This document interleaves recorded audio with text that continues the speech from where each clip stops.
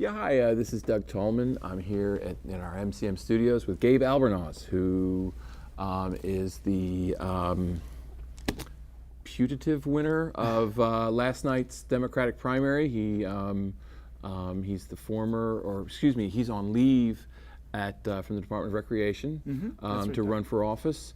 I'm hedging it a little bit because there are enough absentee ballots and enough provisional ballots that if lightning strikes Marilyn Balcom, she could be the fourth person and knock you out. Or That's right. she could be the fourth person and Correct. whatever. So, talk a little bit about this election. How has it gone? It's been fascinating. I filed back in early September. There were about 9 candidates that had filed then, and I don't think anybody anticipated that we would get to as many as 33, but of course this perfect political storm of public finance and term limits and people's frustration with what's happening at the federal level resulted in a lot of people coming out, and it was an exciting and passionate race. But what I was most proud of, Doug, is that it stayed positive. Because there weren't very many political forums, because it was difficult for organizations to figure out how to process any sort of real discussion or forum with so many candidates. But we had the opportunity to go out across the entire county. I held over 62 meet and greet events across the entire county, knocked on thousands of doors, and I thought I knew a lot about the county, but I've learned a lot more. And it's been an exciting time, an exciting race. And I think there's a general buzz in our community about the future of Montgomery County. And that buzz is what? I think the buzz is that there's obviously a lot of change coming. The county executive has done an excellent job with helping to right the ship financially, but we have some real challenges ahead. We are staring at another potential recession in the next couple of years. And I think there's a hunger for us to build partnerships and collaborations and coalitions to collectively address some of these challenges. And I think people are ready for new leadership, new ideas, and I think people are also ready for there to be a continued sense of civility in Montgomery County among our elected officials, and there's a real desire and hope that we can take the county into the next century. So of the,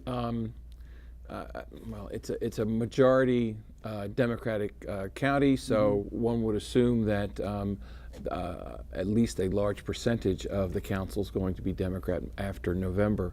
So what can you tell me about your possible colleagues and how you get along with them? Well, fortunately, as the director of the Department of Recreation for the last 12 years, I've had the opportunity to work directly with all of the incumbent council members, having reported to them at various committees, mostly the Planning, Housing, and Economic Development Committee, but also in a variety of projects. The Department of Recreation has a wide reach. We do a lot of senior programs, a lot of programs for children, youth, and families. All of our capital projects are obviously approved by the council. So I've been greatly impressed with all our incumbent council members and have a personal relationship with all of them. And the incoming Democratic-elect candidates, I've had the opportunity to work with directly too. Will Jawando and I worked on the Summer Rise program together last year to enhance summer internship programs for youth.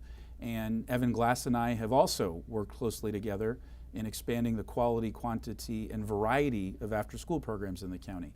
I think very highly of all of them, and I'm confident that we will have a very collegial and cohesive and strong council, which I'm very excited to be joining.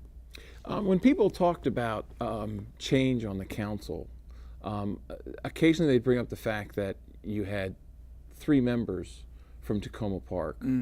There still seems to be a down-county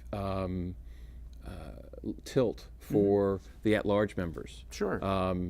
You know, Mr. Jawando's from Silver Spring, Mr. Glass is from Silver Spring, Mr. Reamer lives in Tacoma Park, and you live in Kensington. Yes. So what will the up-county voters, what do they have to do to get your attention and to get their issues heard? Well, they've already got it. And I'm fortunate that as the Director of Recreation, we had 41 facilities spread pretty evenly across the entire county. And so I've done the trek up north many times during the week over the last 12 years.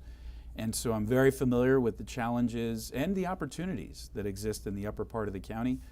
Understandably, there's great frustration with the transportation infrastructure and it's impacting quality of life issues up there. There's also great interest in expanding economic opportunities so that there are more jobs directly in the northern part of the county so people don't have to get in their cars and travel into DC or the down part of the county. So I truly, my campaign has always been about truly being an at-large candidate. I've lived in Gaithersburg, Silver Spring, Bethesda, and Kensington. And so I'm quite familiar with the county as a whole and lived in Gaithersburg until I was 9. So I'm pretty familiar with a lot of the challenges and opportunities that are up there and was fortunate to get the endorsement of Judd Ashman, the mayor of Gaithersburg, and also had the support of the entire town commission of Poolesville. So I anticipate spending a lot of time up north and certainly an equal amount of time up north as I do the down part of the county. One classic issue for the up county is the construction of M83. Do you have an Yes. opinion on that? Well, I think that we have to look at a holistic approach at addressing transportation issues. M83 is something that we have to have an in-depth conversation about. The environmental impact, the cost have been deal breakers from the very beginning for that project. I think there are other opportunities that we have to take advantage of to improve transportation and infrastructure in the northern part of the county. I do believe that transferable lanes on 270 will make an impact. I do believe that fully implementing BRT will have an impact, but we also have to look at things like modernizing our traffic light system, which sounds simple, but I think could have a real impact, particularly as it relates to the congestion across the entire county. So I think we need a collective and cohesive and broad approach to the transportation challenges, not just up north, but in the down part of the county as well. Why did you want to be on the council? That's a good question, Doug. So I have loved public service. I've loved being the director of the Recreation Department. I'm proud of what we've been able to accomplish over the last 12 years. And I haven't exactly stayed in my lane. I've been involved in a variety of different other projects and programs and chaired the senior sub-cabinet looking at expanding programs for senior citizens in the county and a variety of other opportunities. And what I've observed is that elected office unquestionably puts you in the best position to truly impact change. And our council in particular has a unique perch because you've got all of the county agencies reporting to it for their budgets. So that wields a great deal of influence and opportunity. You have the nonprofit sector that comes to the council for grant opportunities, so the nonprofit sector's there. And then, of course, you have the business and development community through land use issues and different policies and procedures that the county implements. So it affords you an opportunity to connect some pretty significant dots and to really establish some really strong and meaningful partnerships. And that's what I want to do. And that's the kind of council member that I want to be, is the kind of council member that builds broad coalitions and connects those dots. And I love this county. I feel really passionate about it. I've lived here my whole life. My wife is also from Montgomery County. We have deep roots here. My folks met as students at Montgomery College.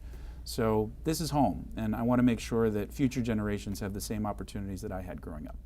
Okay. Well, thank you, Mr. Albornoz. Thanks for stopping by. Thanks, Doug. This has been another one of our interviews with from the winners from Tuesday night.